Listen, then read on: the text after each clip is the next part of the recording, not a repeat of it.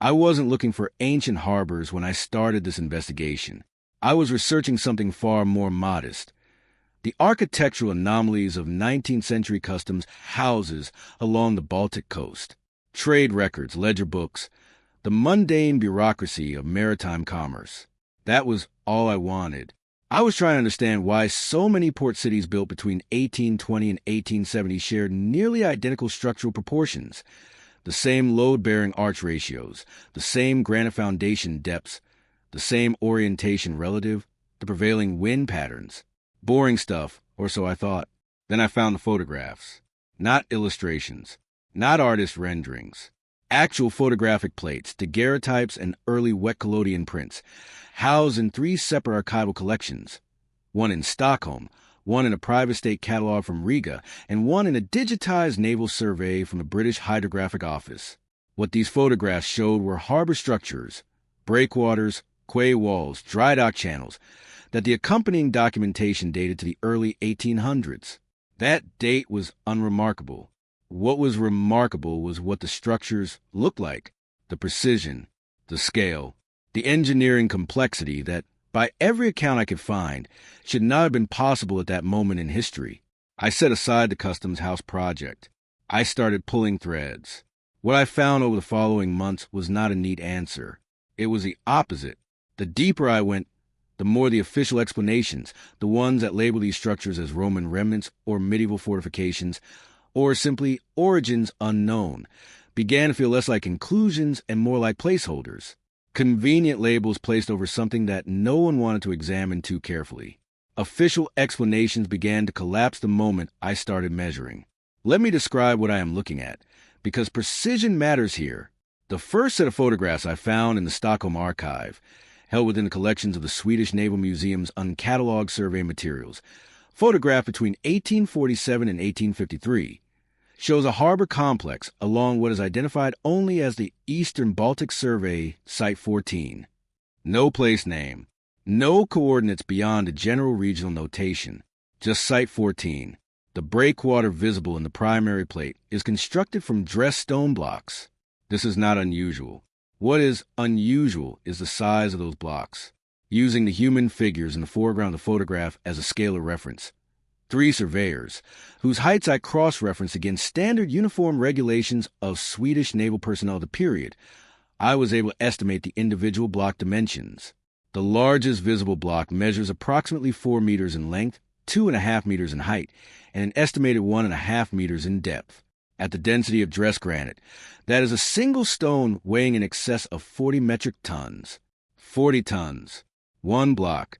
And the structure visible in the photograph contains hundreds of them, fitted together with joints so tight that contemporary stonemasons I consulted, people who work with heritage stone today, told me that achieving that tolerance would be extraordinarily difficult even now, with modern diamond-tipped cutting equipment and laser-guided fitting systems. In 1847, when this photograph was supposedly taken of a working harbor, the technology to cut and transport such blocks simply did not exist at the scale the image implies. But the photograph itself predated the technology to fake it. Early wet collodion plates from this period have a grain signature, a particular silver halide distribution across the emulsion that is now well understood by photographic archivists. The grain matched, the tonal range matched, the lens aberration patterns in the corners of the frame were consistent with mid-19th century optics. This was not a modern fabrication. This was not a composited image. I had the plates examined independently by a specialist in historical photograph materials, and the assessment was unambiguous. Authentic mid-19th century origin. Then I found the Riga collection, a private estate sale catalog from 1931, later digitized by a Latvian Heritage Foundation, contained a secondary set of photographs labeled simply as Harbor Ruins, Gulf Survey, circa 1860. Again, ruins. That word is doing a great deal of work in that label, because what the photographs show are not ruins in any conventional sense. The structures are intact. The quay walls are vertical, their courses level, their capstone still seated. One image shows a dry dock channel, a rectangular basin cut into what appears to be living bedrock, with stone-lined walls and a sill at the seaward end that would have served as a gate foundation. The dimensions of this channel, again using human scalar references, suggest a vessel capacity of between 400 and 600 tons. A ship of that displacement, by official maritime history, was not being constructed in the Baltic region in significant numbers until the mid-18th century at the very earliest. Yet here was a dry dock built for one, and the British Hydrographic Office material, accessed through a digitized survey collection archived at the National Maritime Museum in Greenwich, contained the most unsettling piece of all, a detailed technical drawing produced by a survey team operating in the eastern Baltic in 1839, showing a harbor entrance channel with specific depth soundings and structural notations. The surveyor's handwritten note in the margin reads, "Stone works of considerable antiquity, local population unable to account for their construction." Unable to account. In 1839, when the structures were already standing, already functioning, already old enough that the people living beside them had no memory of their building. I kept returning to that margin note. Unable to account. The official explanation, where one exists at all, describes these structures as Roman-era or early medieval fortifications adapted for later use. But the Romans never maintained a significant naval presence in the eastern Baltic, and early medieval Baltic construction, which I studied at length, used entirely different techniques, entirely different materials, and achieved none of this precision. The explanation does not fit the evidence. It never did. Someone placed it there to close the conversation. Once you see it, you can't unsee it. The eastern Baltic would be enough on its own to raise serious questions. But it is not alone. I began mapping comparable harbor anomalies, and what emerged was not a scattered collection of curiosities. It was a pattern, repeating across coastlines, across continents, across the full span of the world's navigable waters, with unsettling precision. In St. Petersburg, the early harbor infrastructure of Kronstadt, officially attributed to Peter the Great's construction programs beginning in 1703, contains foundation elements that predate any documented construction order. The central dry dock complex, when its lowest structural courses are examined, reveals masonry techniques inconsistent with early 18th century Russian or Dutch engineering, the two traditions credited with Kronstadt's construction. The stone dressing on the lowest courses is finer. The jointing is tighter. The foundation depth documented in an 1887 Imperial Russian Naval Engineering Survey exceeds what Peter's engineers would have required or even understood the purpose of. Someone built a foundation designed to last 1,000 years, and Peter's engineers built on top of it. In Buenos Aires, along the Rio de la Plata, colonial-era maps from the 1750s show harbor works already described as ancient stone constructions of unknown origin, in a region where, according to official history, no stone-building civilization had ever existed. The Spanish colonial administration documented them. They used them. They never explained them. In Mumbai, then Bombay, the harbor infrastructure that British engineers constructed in the 1820s and 1830s contains foundation elements that British survey records from 1819 described as pre-existing, already embedded in the harbor floor, already oriented to prevailing monsoon wind pattern with a precision that took British naval architects years to fully understand and utilize. In Valparaiso, Chile, harbor surveys from 1832, conducted during a famous voyage that a young Charles Darwin participated in, noted stone structures on a harbor floor that local Chilean informants described as always having been there. Always. No origin story. No builder. Just always. In Delhi, far from any coast but positioned on the Yamuna River, a navigable waterway in its historical state, there are riverside quay structures whose foundation stones bear the same dressed granite proportions, the same joint tolerances, the same orientation logic that I found in the Baltic photographs. Inland, thousands of kilometers from any sea, the same builder's signature appears. The measurements are consistent. The proportions repeat. The orientation logic, always maximizing shelter from prevailing weather while maintaining access to deep water, suggests a single design philosophy applied across every inhabited coastline on Earth. The pattern repeats with unsettling precision, not adaptation to local conditions, not convergent engineering arrived at independently. A single approach, applied globally in the same period, with the same materials philosophy and the same structural mathematics. Who built them? And who were they built for? Around this point in my investigation, I did what any researcher following the evidence eventually does. I started looking for the civilization that could have produced this pattern, and I found something on the maps. Not a speculation, not a fringe theory. On actual cartographic documents, maps produced by major European publishing houses in Amsterdam, Paris, and London. Throughout the 1600s and 1700s, there appears a territory labeled with remarkable consistency: Tartaria, sometimes Tartaria Magna, sometimes Great Tartary. It appears on maps from Blau's 1644 Atlas Novus. It appears in the Encyclopedia of Diderot and d'Alembert in 1765, which devotes a substantial entry to it. It appears on maps produced for the British East India Company, for the Russian Imperial Survey Office, for the French Geographical Academy.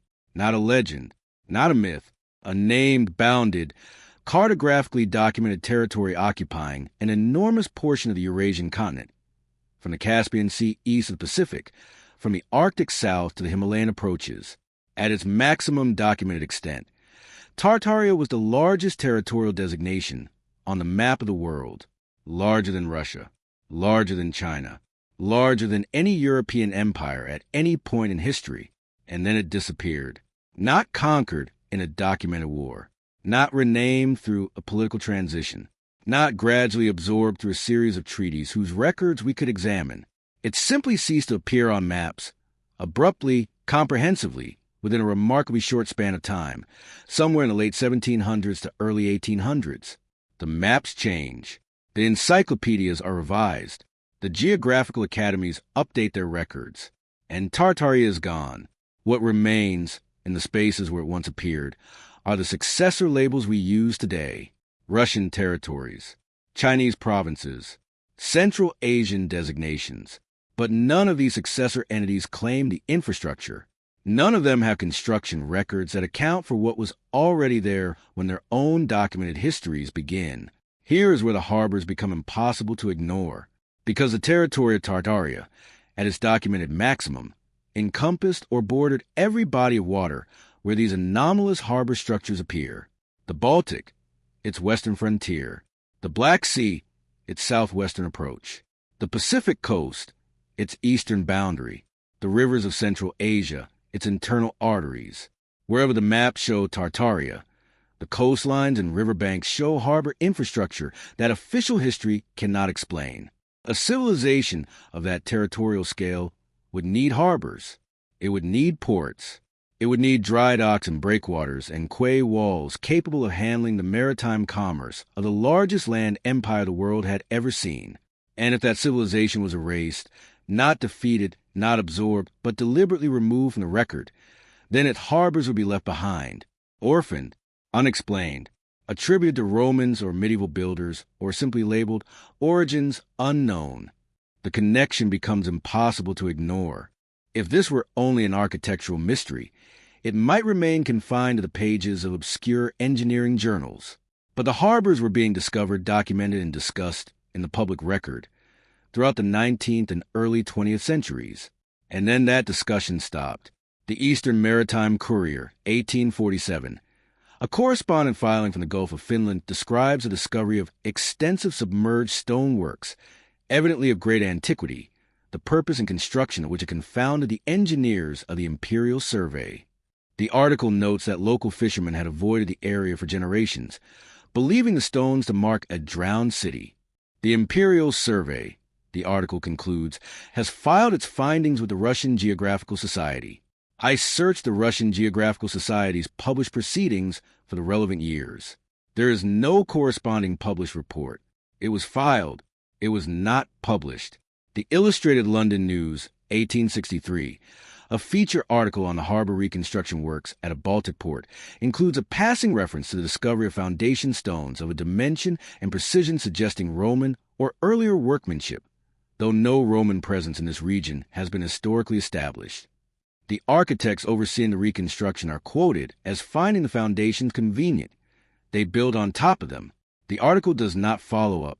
The discovery is mentioned once and never revisited. The Hamburg Commercial Gazette, 1879, A technical correspondent reports on the dredging operations in a major North Sea harbor and notes the recovery of dressed stone blocks from the harbor floor, blocks too large and too precisely cut to have fallen from any known medieval structure. The Port Authority's official response, quoted in a follow-up item 2 weeks later, attributes the stones to storm damage from an unidentified earlier construction. No further investigation is announced. The blocks are not described again. The Buenos Aires Herald, 1904, a survey of the Rio de la Plata riverbed, conducted in preparation for harbor deepening works, produces a detailed description of stone structures on the river floor, walls, what appear to be channel guides, and a rectangular basin that the surveying engineer describes as unmistakably artificial and of considerable antiquity. The engineer recommends a formal archaeological investigation before the dredging proceeds. Records of any such investigation do not appear in the subsequent archives of either the Argentine government or the Smithsonian Institution, which at that time maintained an active South American research program. The Pacific Commercial Record, 1911, a correspondent in Valparaiso reports on the discovery, during routine harbor maintenance, of additional stone works beneath the existing quay infrastructure, works that the harbor master estimates predate Spanish colonization by several centuries at minimum. The report notes that the Smithsonian has been contacted. The Smithsonian's response, if it exists, has not been made publicly available. By 1913, references to the discovery in local records have effectively ceased. And then, across all of these threads, in all of these locations, through all of these publications, something happens around 1920. The reports stop. The discoveries stopped being reported, not because the dredging stopped, not because the harbor work ceased. The physical disturbance of these coastlines continued throughout the 20th century, but the anomalous discoveries, the ones that confounded engineers, puzzled surveyors, and prompted recommendations for a formal investigation, vanished from a record. The photographs stop, the reports stop, the maps change. The pattern is too consistent to ignore. Let me propose something that sounds absurd until you examine the evidence. What if the harbors were not built before civilization, but were built by a civilization so thoroughly erased from the record that we have been trained to see their infrastructure as mystery rather than inheritance? The Tartaria that appears on maps throughout the 1600s and 1700s was not a primitive tribal territory. The encyclopedic descriptions of that period, whatever their biases and limitations, describe a populated, organized, commercially active territory. A territory that size, occupying the interior of the largest continent on Earth, would have needed maritime access. It would have developed, over centuries or millennia, a coherent maritime infrastructure, harbors that served not just coastal trade, but the river networks that connected the interior to the sea. The Volga, the Obi, the Yenisei, the Amur, every major river system that drained Tartaria's territory eventually reached a navigable coast. Now consider what happens if that civilization, for reasons we cannot fully reconstruct, collapses or is deliberately dismantled sometime in the late 1700s. Not slowly, not through gradual decline, but rapidly and comprehensively, in a way that only an organized campaign of erasure can achieve. The people survive, absorbed into successor states, renamed, their cultural memory suppressed over generations. But the infrastructure remains. It is too large to remove. The harbors stay, the quay walls stay, the dry docks stay, and the new administrators of these territories, the Russian Empire, the colonial powers, the emerging nation-states, find this infrastructure already in place. They use it. They build on top of it. They credit themselves or their immediate predecessors with its construction. And when surveyors or engineers discover, during renovation or expansion, that what lies beneath is older and more sophisticated than anything in their own tradition, the most convenient response is to note it briefly and move on. Why erase a civilization? Because the alternative, acknowledging that a globe-spanning maritime culture preceded and possibly surpassed the civilizations that replaced it, would destabilize every claim of historical primacy that the new order depended upon. Land claims, colonial justifications, the entire intellectual architecture of 19th century progress and European civilizational supremacy rested on the premise that what came before was lesser. Acknowledging Tartaria's harbors meant acknowledging Tartaria, and they cannot do that. Here's what I have learned about how institutions respond to evidence they cannot accommodate. They don't debate it. They don't issue formal refutations. They don't engage the anomalies in their own archives and explain why the official interpretation is still correct despite the contradictions. They pretend it never existed. It is not active suppression. It is passive erasure. I have spent months attempting to access the formal survey reports that the newspaper accounts of the 19th century reference.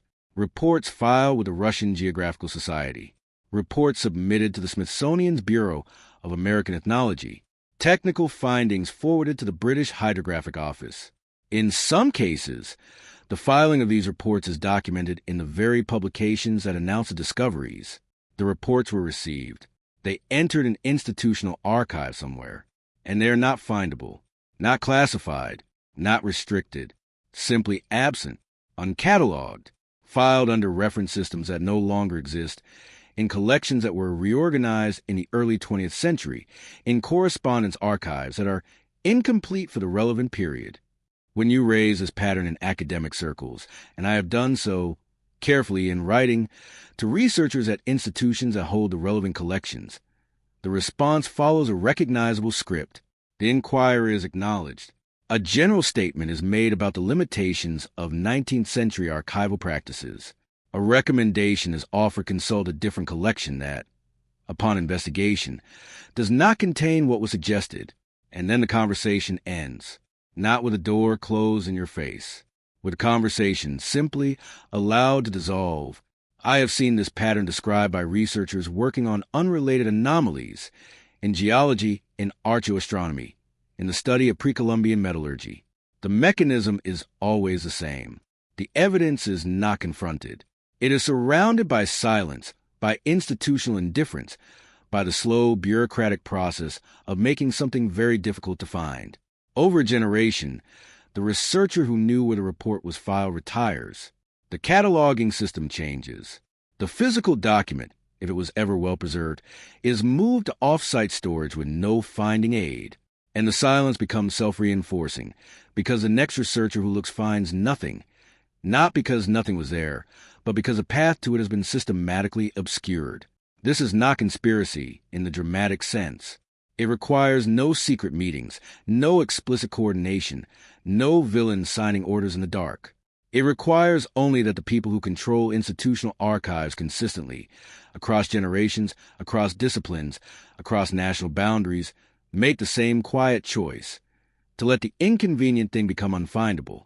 The pattern repeats across disciplines, countries, and centuries, and by the time we arrive at the present day, the silence is so complete, so naturalized, so thoroughly woven into the structure of what we think we know, that the harbors themselves, still standing, still measurable, still photographing those plates held in Stockholm and Riga and Greenwich, seem like anomalies rather than evidence. I want to bring you to one more category of evidence, because it shifts the question from the monumental to the intimate, and that shift, I think, is where the argument becomes hardest to dismiss. Maritime tools.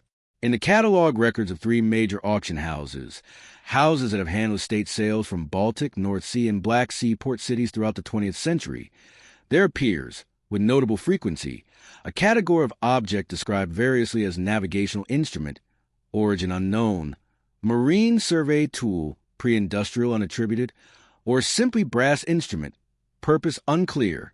These objects pass through auction rooms. They are purchased by collectors. They end up in private hands or in the secondary collections of maritime museums, labeled with the kind of vague provenance that ends further inquiry. I tracked down 6 of these objects through catalog records, private collector correspondence, and museum secondary storage inventories. What they share is remarkable. They are precision instruments, dividers, sector rules, depth gauges, and what appear to be current measurement devices, machined to tolerances that, when I consulted a specialist in historical scientific instruments, she described as exceptional for the pre-industrial period. Her exact words in a written assessment were, "The internal gear mechanisms on the larger pieces suggest a manufacturing precision that I would normally associate with mid-19th century Swiss chronometer work." The catalog dates of pre-1700 for some of these pieces are, if accurate, extremely difficult to account for. Extremely difficult to account for. That phrase again. One divider set, cataloged in a 1923 estate sale from a Riga shipping family, a family whose own documented history extended back to the early 1700s in the Baltic trade. Measure the distance between its points to within a tolerance of 0.2 millimeters across a span of 30 centimeters. At that scale, in that era, achieving that tolerance in a handheld instrument required manufacturing capability that official history places firmly in the Industrial Revolution. The catalog description: antique navigational dividers, maker unknown, probable Dutch origin. Probable Dutch origin. A label placed there to close the question. These instruments were not made for the harbors we know. They were made for harbors operating at a level of navigational precision that the harbors we know, the ones the Dutch and the British and the Russians built in the 1700s and 1800s, did not require and did not possess. They were made to navigate the harbors in the photographs, the ones with the 40-ton stone blocks and the precisely cut dry dock channels, the ones that predate every official construction record. A divider set does not build itself. It does not appear in a Riga estate sale without a history. Someone made it, used it, passed it down through a trading family whose own roots ran back to the era when Tartaria still appeared on the maps. And suddenly the instruments are not anomalies anymore. They are confirmation. I keep returning to where I began. A customs house, an archive, a set of unremarkable trade records from the 19th century Baltic. I went looking for architectural proportions and found instead the shadow of something vast, a maritime civilization whose ports still sit in the mud of every harbor we have ever called our own, whose tools still surface in estate sales, whose fingerprints are pressed into dressed granite at the bottom of every sea. I don't have definitive answers, only questions. Why do the foundation stones in Kronstadt's dry docks predate Peter the Great's construction orders by a margin that his own engineers documented and never explained? Why do the harbor surveys of 1830s Buenos Aires describe stoneworks that no known civilization was supposed to have built on that coastline? Why does the same joint tolerance, the same foundation depth, the same orientation mathematics appear in harbor structures from St. Petersburg to Mumbai to Valparaiso, structures separated by thousands of kilometers and, according to official history, by entirely unconnected cultures and traditions? Why do the newspapers stop? Why do the survey reports disappear? Why does the Smithsonian's Correspondence Archive become conveniently incomplete for exactly the decades when these discoveries were being made and reported in public? Why does Tartaria, a territory so large and so consistently documented that appeared in the most authoritative encyclopedias and atlases of the Enlightenment, vanish from a cartographic record not through conquest or dissolution, but through a silence so total that most people alive today have never heard its name? Not coincidence, not random variation, not independent anomalies pattern, a pattern that connects a photograph in Stockholm to the estate catalog in Riga to the margin note in Greenwich to the Buenos Aires riverbed to precision instruments in private collections that no one can quite explain. A single thread, running through all of it, pointing toward a civilization that built for permanence, that navigated with precision, that left its infrastructure everywhere it touched, and was then systematically and comprehensively removed from the story we tell ourselves about our past. What have we forgotten? Or more unsettling, what have we been made to forget? There is a difference between a history that was lost and a history that was taken. One is tragedy. The other is a decision. The harbors are still there. The stones are still there. The joints are still tight enough that you cannot pass a sheet of paper between them. Whatever erasure was attempted, it was not attempted on the granite, only on us, on our memory, our maps, our willingness to look at what is plainly in front of us and ask the question that the evidence demands. What civilization built these ports? And why is the most honest answer we have, after centuries of standing beside them, still the same 3 words a British naval surveyor wrote in the margin of a survey document in 1839, unable to account,